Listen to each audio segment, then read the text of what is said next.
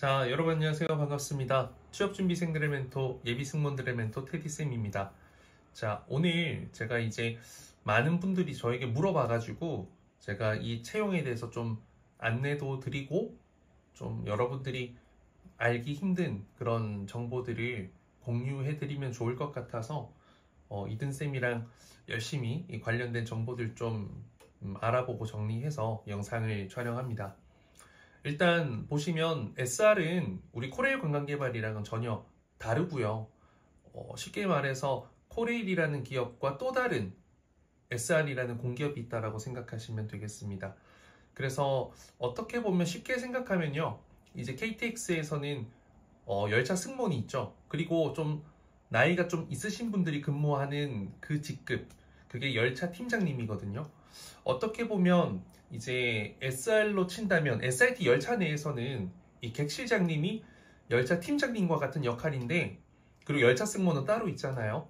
근데 어떻게 보면 또 KTX 열차 승무원이 하는 업무도 이 객실장님께서 하시기 때문에 뭐 이래저래 관련성이 많고, 사실 우리가 일반적으로 접근할 수 있는 직무는 아니거든요. 왜냐면 이 객실장이라는 게 여기 보시면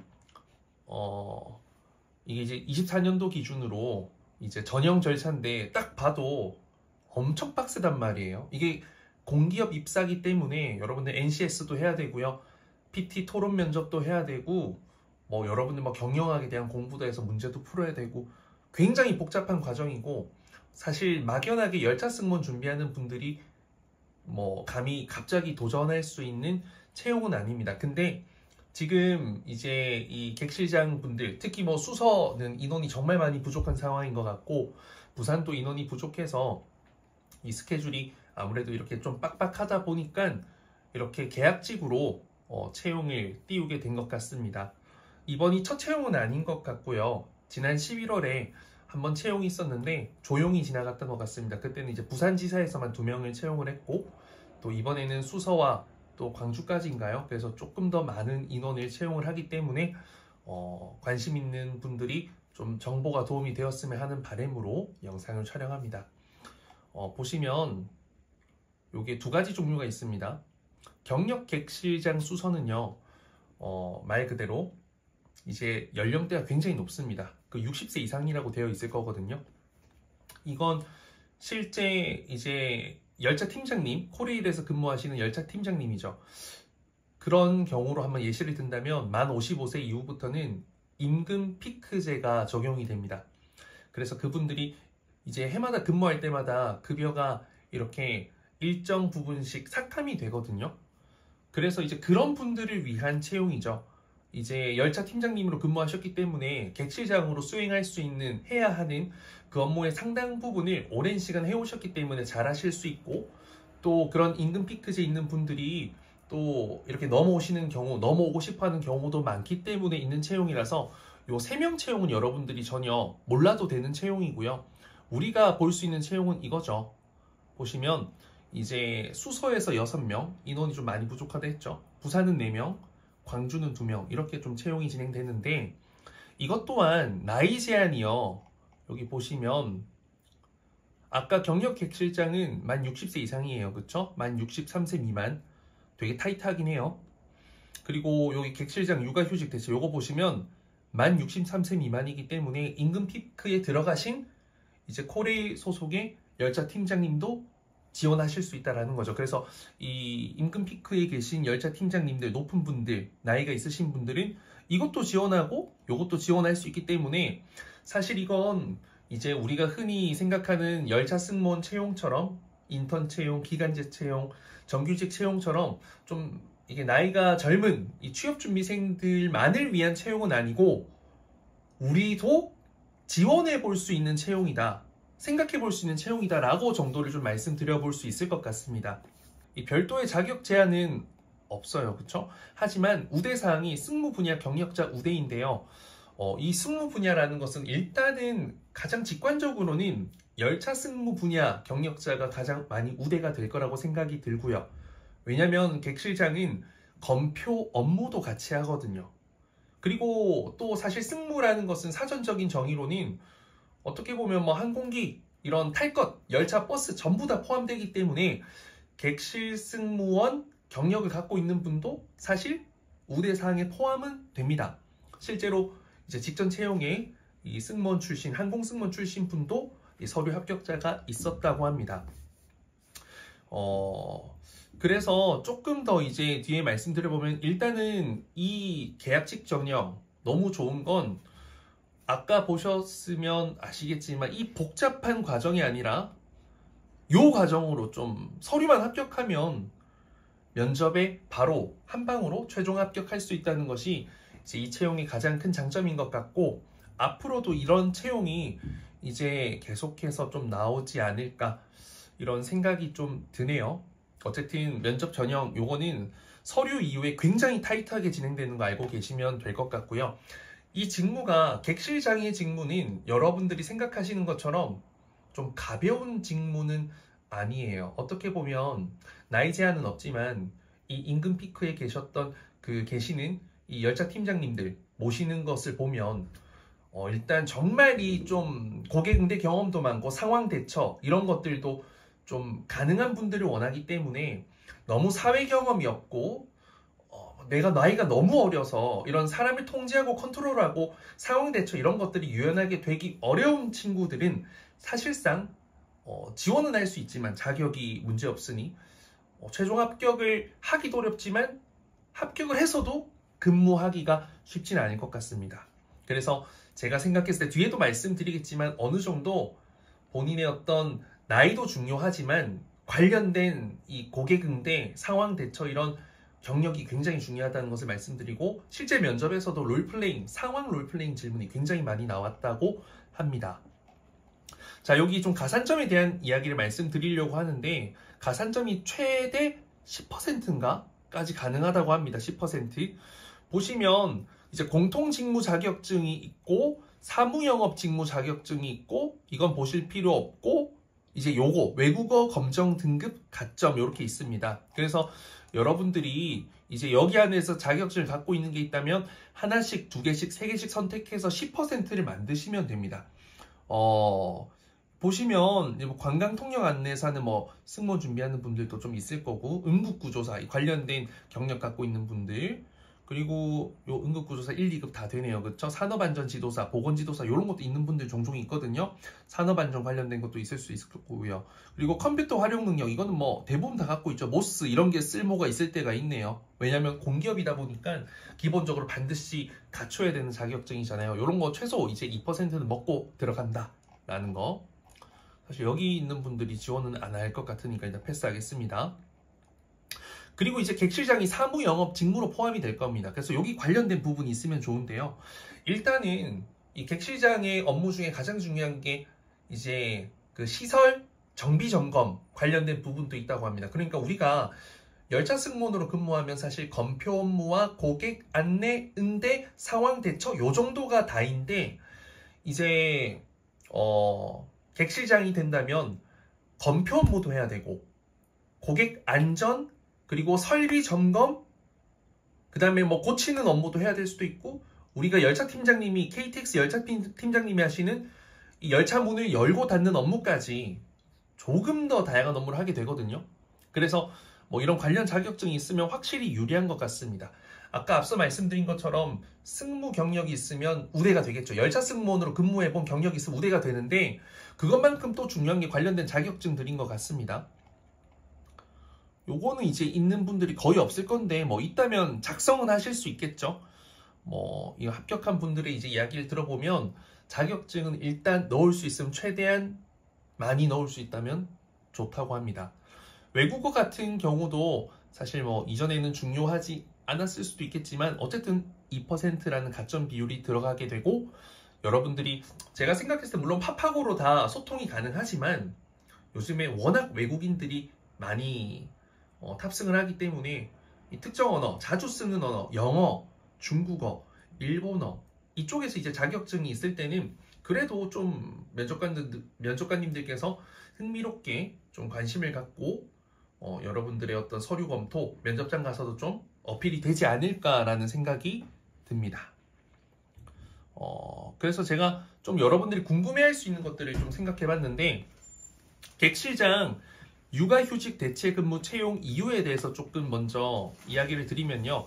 앞서 말씀드린 것처럼 일단 수서지사 그리고 부산지사의 이제 근무 인력이 부족한 겁니다. 그건 뭐 육아휴직을 들어가신 분이 있으실 수도 있고 아니면 뭐 퇴사자가 있을 수도 있고 뭐 병가가 있을 수도 있고 저도 상세한 내용까지 모르지만 그런 인력이 부족하기 때문에 이제 채용이 진행된다라는 것을 말씀드리고요. 이제 객실장 합격은 어떤 사람들이 할까? 이건 데이터가 많이는 없어요. 근데 일단은 임금 피크에 있는 열차 팀장님들, 객실장과 가장 동일한 업무를 하고 계신 분들이죠. 그분들께서 많이 지원을 하실 거고 당연히 앞서 말씀드린 것처럼 임금 피크에 놓인 분들이기 때문에 나이대가 상당히 높습니다. 그러니까 우리가 아는 뭐 20, 30, 40대가 아니라 50대 이상이다라는 것을 여러분 알고 계셔야 되는데 완전히 나이가 많은 분들만 합격하는 건 아니고 제가 생각했을 때 20, 30대 분들도 특정 관련된 경력이나 경험이 있으면 저는 합격을 할 수도 있다. 왜냐면 한두 명 뽑는 게 아니라 이번에는 총 10명 넘었잖아요, 인원이. 그래서 다양한 분들을 뽑지 않을까 싶습니다. 왜냐면 아까 경력 객실 쪽도 있었는데 경력 객실장 채용도 있지만 일반 객실장 채용 따로 있잖아요. 그래서 위에도 나이가 많은 분들만 뽑고 신입, 이제 그 육아휴직 대체도 나이가 많은 사람들로만 뽑는다면 이건 문제가 있을 확률이 크죠. 그래서 제가 봤을 때는 무조건 열차 승무원 경력 있는 분들만 뽑힐 것도 아니고 무조건 열차 팀장님만 뽑을 것도 아니기 때문에 승무 관련된 경력 있는 분들도 될 것이고 뭐 다른 이런 객실장 업무와 관련된 부분에 경력 있는 분들, 자격증이 있는 분들, 강점으로 어필이 가능한 분들, 면접관의 입장에서 궁금한 분들 충분히 서류 합격, 면접 합격, 최종 합격으로도 이어질 수 있다라고 생각합니다. 그리고 나이 같은 경우는 앞서 말씀드린 것과 같이 너무 나이가 어린 분들은 조금 이제 합격하기가 어렵고 근무하기도 힘든 게 실제로 정말 수백여 명의 고객이 탑승을 하고 있고 그리고 예상치 못한 상황들도 너무너무 많이 발생하니까 이게 뭐 21살, 2살, 3살, 4살 이런 분들이 감당할 수는 없을 것 같아요. 쉽게 말하면 항공사 객실 사무장 정도 생각하시면 될 것 같아요. LCC 항공사 같은 경우에는 사실 뭐 20대 후반, 30대 초반 객실 사무장분들 많잖아요. 정말 뭐 빨리 입사했다면 뭐 20대 초중반도 있지만 굉장히 극히 드문 케이스고 고객 응대 경험이 충분히 있는 분들이 합격을 하실 것 같고요. 그래서 뭐 앞서 말씀드린 것처럼 뭐 승무 경력이 있는 분들 아니면 이제 앞으로 제가 말씀드릴 이제 객실장의 업무와 관련된 어떤 경력, 강점, 자격증 있는 분들이 좀 합격하실 수 있지 않을까라는 생각이 듭니다. 일단 객실장의 업무를 제가 여기 먼저 좀 말씀드리면 안전 업무. 그래서 아까 그런 응급구조사 이런 것들이 있었죠. 객차 내에서 안전사고가 이제 뭐 환자들도 자주 발생하고 수서랑 부산 자체가 이제 그 대학병원들이 많기 때문에 환자분들도 탑승을 많이 하시고 응급 환자들이 자주 발생한다고 합니다. 그래서 이 안전 관련된 전문성 경력을 갖고 있거나 자격증을 갖고 있거나 한 분들 그걸 자기소개서에도 녹여내야겠죠. 그리고 이제 사실 열차 팀장님들 있죠. KTX에서 오시는 분들 그분들은 검표 업무를 안 하세요. KTX 열차 승무원들이 검표 업무를 하기 때문에 검표 업무를 좀 어색해 하실 수도 있고 잘 모르실 거란 말이죠. 그래서 이 검표 업무는 아무래도 열차 승무원 했던 분들도 잘할 거니까 이런 아무래도 열차 승무 경력이 있는 분들이 우대가 되는 것 같고 검표라는 업무 자체가 우리 일상 속에 있는 직군 중에서 잘 없어요. 그래서 이 검표와 관련된 업무가 있는 분들도 열차 승무원이 아니더라도 뭐 어필을 해볼 수 있지 않을까 생각합니다. 물론 뭐 좀 비슷하게 생각해 본다면 항공사 지상 직원으로 근무했던 분들도 검표라면 검표 업무죠. 발권도 있고 검표도 하잖아요. 실제 우리 비행기 탑승 전에 게이트에서 뭐 이런 부분들도 될 수 있을 것 같고 그리고 이제 나이가 많은 분들은 검표 업무 하는 것을 좀 어려워하실 수도 있기 때문에 또 여러분들 이런 부분 어필해 볼 수 있다면 좋을 것 같다라는 생각도 들고 그 다음에 열차 설비 이제 저도 열차에 대해서 막 이런 전문적인 지식은 모르지만 굉장히 버튼도 많고 조작할 것도 많고 고장나는 것도 많고 문제가 되는 것도 많고 그걸 즉각적으로 고치는 방법도 다양하고 문제도 다양하고 이런 부분들을 입사에서 굉장히 긴 시간 배운답니다.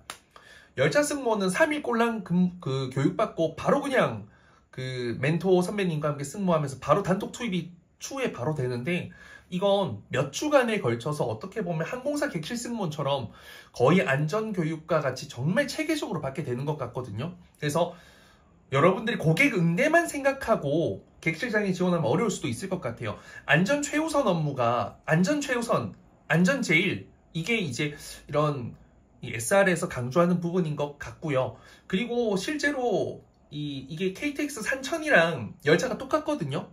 SRT 열차가. 이게 아마 제가 알기로는 기존의 KTX는 프랑스 기술로 만든 건데, KTX 산천 SRT 열차 이거는 국내 기술로 아마 만든 걸로 알고 있어서, 이게 뭐 나쁘게 말할 의도는 없지만 일단 장고장이 겁나 많답니다. 그래서 이 열차 설비에 대해서도 좀 많이 공부하셔야 되고, 이런 부분들도 즉각 탁탁탁 해낼 수 있어야 되기 때문에 너무 이 사회 경험이 없는 친구는 어렵다라는 거죠. 이걸 혼자서 다 해내야 되니까. 뭐 선후배가 여러 명 같이 해서 팀으로 움직인다면 좋겠지만. 그리고 뭐 중요한 업무, 이건 적지 않으려다가 적긴 했는데, 팀워크. 이 팀워크 부분은 사실 뭐 중요하죠. 근데 어쨌든 소통을 많이 해야 되는 직무니까 열차 승무원과도 소통을 해야 되고, 또 영무원분들과도 소통하고, 기장님과도 소통해야 되고, 뭐 이런 부분들이 있으니까 소통을 많이 했던 경험을 어필해 볼 수 있겠지만, 사실 중요한 건 이건 것 같아요. 이거 뭐 팀워크보다는. 자, 그래서 나도 지원이 가능할까?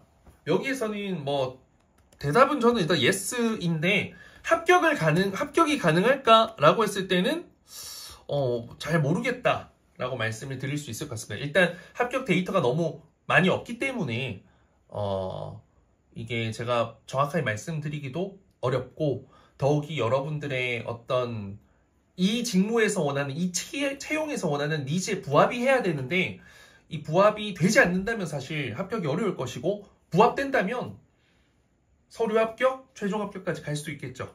근데 이게 어려운 게, SR은 정확하게 3배수를 뽑는다고 합니다. 정확하게 3배수. 그러니까 뭐 수석 기준 6명 뽑는다면 딱 18명만 서류 합격을 할 수 있는 거죠. 그리고 그 중에서 딱 3분의 1, 즉 6명이 합격하는 거고, 이제 예비 후보자가 있을 텐데 뭐 사실 그거 1, 2번 이상 넘어가면 의미가 없어지죠. 면접은 어떻게 진행될까라고 했을 때, 일단 뭐 직전 기준으로는 면접관이 굉장히 많아요. 뭐 6대6 면접관이 6명이나 들어오는데, 사실 이것도 블라인드 그냥 진행되는 열차 승무원 채용처럼 이제 공정 경쟁인가? 뭐라고 표현해야 될까? 어쨌든 공공기관, 공기업이다 보니까 내부 면접관들만 들어오시는 건 아니고 외부 면접관도 들어오신다고 합니다. 그래서 여러분들이 열차에 대한 좀 친숙함, 어떤 지식, 정보, 경험이 있어야 좀 면접장에서도 할 말이 많지 않을까 싶고요.